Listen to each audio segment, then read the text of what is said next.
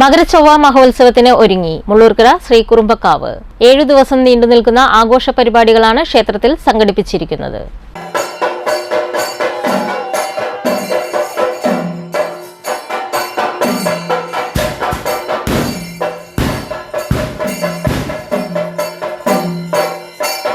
എല്ലാ ദിവസവും പൂജകൾ, ചുറ്റുവിളക്ക്, നിറമാല, ഭജന, ദേവീദർശനത്താൽ ഉഴിഞ്ഞെടുക്കൽ, പ്രസാദ വിതരണം, പറ സമർപ്പിക്കൽ എന്നിവ നടക്കും.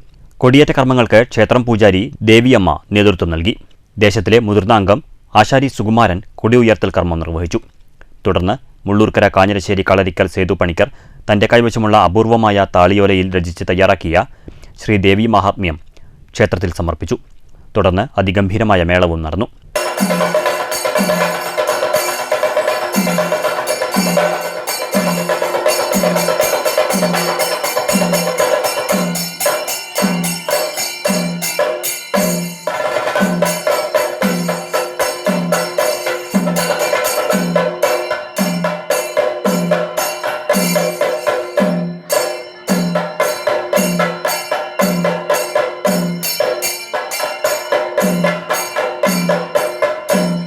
തിങ്കളാഴ്ച വൈകിട്ട് 7 മണിക്ക് ഇരുനിലംകോട് രാഘവൻ ആൻഡ് പാർട്ടി അവതരിപ്പിക്കുന്ന അതിഗംഭീരമായ ഭജനയും മകരച്ചൊവ്വ ദിവസമായ 14-ാം തീയതി കലാമണ്ഡലം വിനയനും സംഘവും അവതരിപ്പിക്കുന്ന പഞ്ചവാദ്യം, ഗജവീരന്റെ എഴുന്നള്ളിപ്പോടുകൂടി മുള്ളൂർക്കര തിരുവാണിക്കാവ് ഭഗവതി ക്ഷേത്രത്തിൽ നിന്ന് നിരവധി കുട്ടികളുടെയും സ്ത്രീകളുടെയും അകമ്പടിയോടെ താലമേന്തി ക്ഷേത്ര സന്നിധിയിൽ എത്തിച്ചേരുമെന്ന് ഭാരവാഹികൾ അറിയിച്ചു.